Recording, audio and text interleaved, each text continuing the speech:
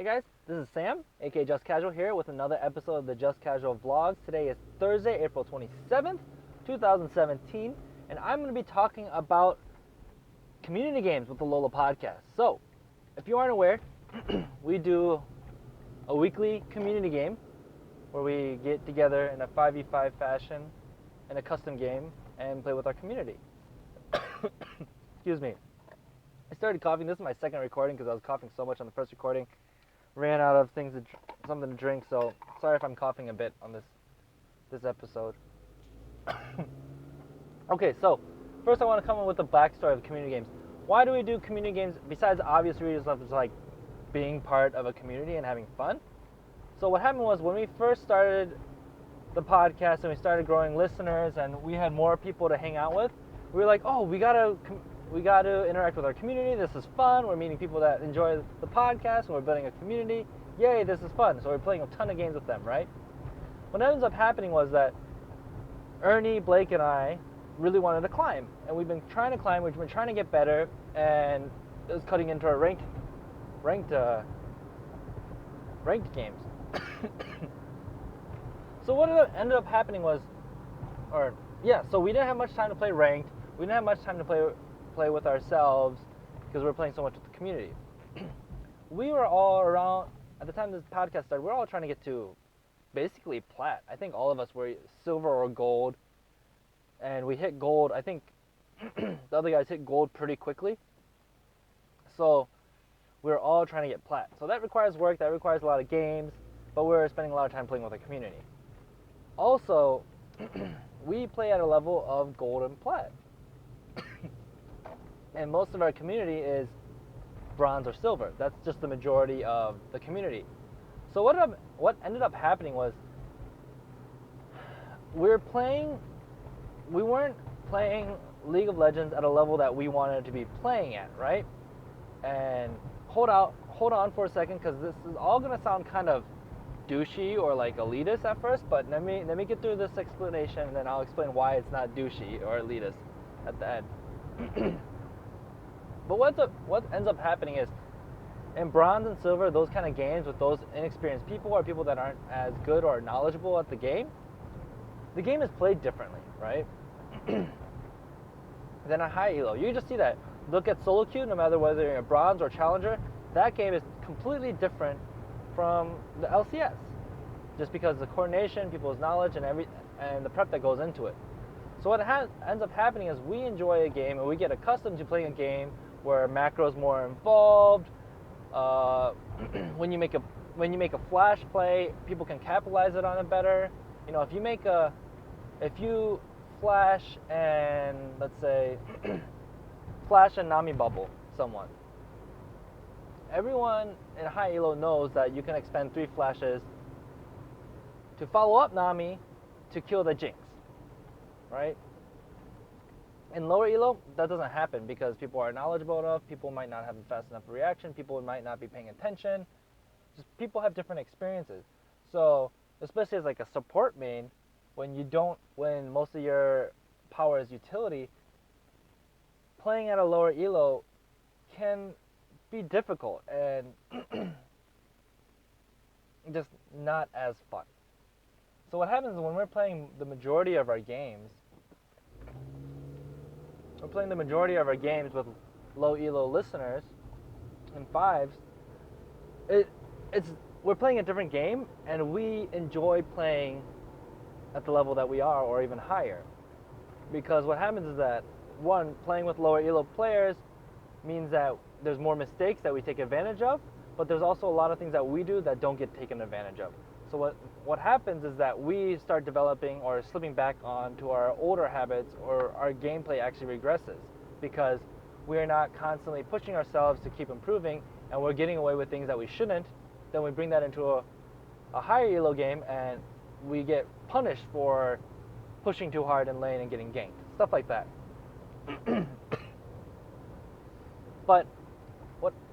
So playing this kind of way kind of ended up wearing us down a little bit, where we're playing 4 hours every day, because back in the day we were playing a ton of games with the community. Ooh, it's raining, that should be fun. And it got a bit tiring, and people were getting burnt out because all the hosts felt obligated to play. So even if we wanted to go to bed, if we want to play Netflix, if we want to watch Netflix, if we wanted to go to the gym, if we wanted to go eat dinner, everyone felt obligated to continue playing with the community because we cared about our community, we cared about the podcast, and we wanted to grow. So what I decided to do was like, hey, we got to do community games because one, it'll be fun, and two, everyone was getting really burnt out. And I was telling people that, hey, it's okay to say no to our community to play. Like, go play your ranked games. Like, hey, Blake, go, like, don't play with the community for like a week and just go relax, play your games that you want to play and stuff like that, and then come back. And then Ernie, like, just don't play on Tuesdays and Wednesdays with the community and stuff like that. So we decided to really set a time aside, and especially as the community grew and we're getting invited with a lot of different people too. So it was even harder to say no when you get a new friend or a new listener of the podcast. It's like, hey, I want to play with you guys. Like, oh yeah, absolutely. And that happened more and more often. We decided to make like a community day where we will always show up or we dedicate this time to show up and play with our community. It's really, really needed. Actually helped our burnout a bit. So again, we love playing with our community. We're not elitist, but we want to play a different game, right? We want to play our rank. We want to level up. We want to get better. We want to play with people our elo, so it's more challenging. At least that's my personal opinion. I don't know about the other hosts, but that's my opinion on the subject. I love you guys. Love all of our bronze and silver listeners, our gold listeners, our diamond listeners, whatever. But the game is different, and you understand that. Actually, when when community games were really, really popular, we almost started doing like a plat up or golden up community night, and that would have been really fun too. Because we're almost getting enough people, high elo players, showing up from the community nights where games were not really fun for bronze and silvers because they were getting wrecked and laned by the diamond players. It just wasn't fun. So anyway, community games. My new thought about community games. What's happening right now is that we have so many hosts and people part of Lola that show up.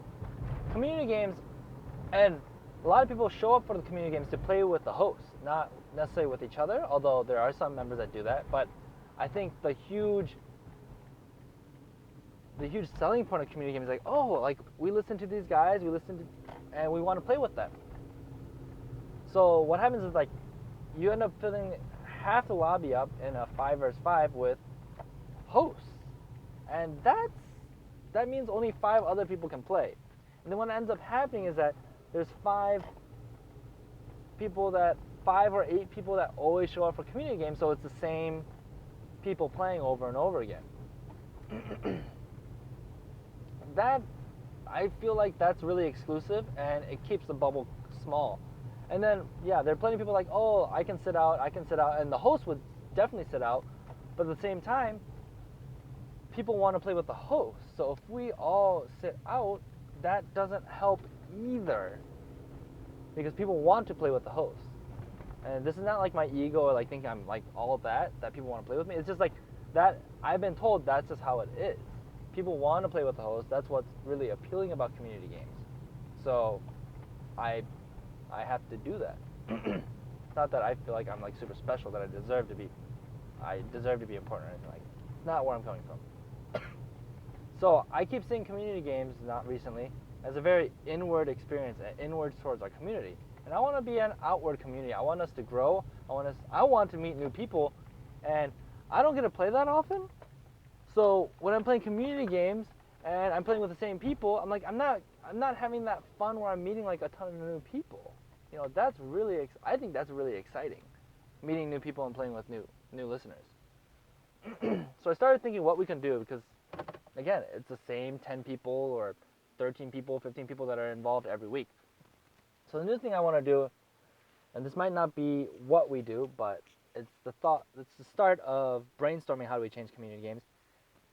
Instead of doing 5v5s, which we can do every now and then, I think what we want to do is start changing it to where we have the hosts, people part of Lola, whether it's hosts or audio editors or people just part of the Lola team, split up into different rooms.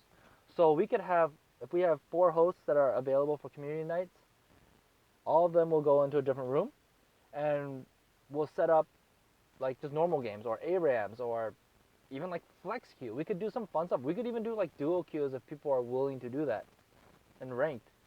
And we'll set up from teams of 2 to 5. And we'll have fun.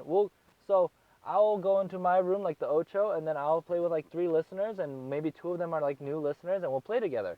Because also I think when you go into a setting where it's 5v5, where some people are really competitive, some people aren't, expectations are different, and you're a new person that's going into a group of 9 people that you don't know and they all know each other, and you're a bronze player, you're kind of nervous, you know? What do you do? Like you feel like you need to perform, and maybe there's some pressure on you, and not everyone is as patient or controlled in their temper and stuff like that. So sometimes people get yelled at. Actually, I don't think that's happened in a long time. But I can see coming into a community night where it's 5v5s, it being kind of nerve-wracking. And then we've been having like higher elo people come in, or better people come in, and then it doesn't feel good for them where they're like, oh, I decided to play support because laning 1v1 against anyone as a diamond player when everyone else is probably silver or bronze is just not fun for either member, right? But we still want to play with our community, and our community still wants to play with us. So we split up into different rooms, queue up 5 different normal games where we're playing. Maybe we can have a side 5v5 if we have enough people. And I think this will be a lot more appealing for our community. And I think we could bring in more people, and I get to meet more people, which I'm super excited about, because I haven't been able to meet as many people anymore since I'm not in the Discord as often. And I know there's been new people. I've talked to a few of them yesterday. I've been staying up a lot later because of that, and my wife is suffering because she can't sleep because I'm yelling on my computer. So I think that's the new way we want to do community games. Might have some new ideas. Maybe we'll do 5v5 nights. Maybe those will be like, maybe if we do like once a month doing that, maybe we can get more people. We can get like 30 people on, and we could do like 3 5v5s. That'd be super fun. If it grows into something that popular, we can start shoutcasting them. That would be really, really fun. So I think that's what we want to do. That's the vision for the community games. I really want to be outward. I want to help our community. I want to grow our community as well, because I think we have a good message, we have a good community, and that should be shared with other people. I really think that's important. I'm trying my hardest to do that. That's part of the vision of Lola. That's part of my vision for Lola.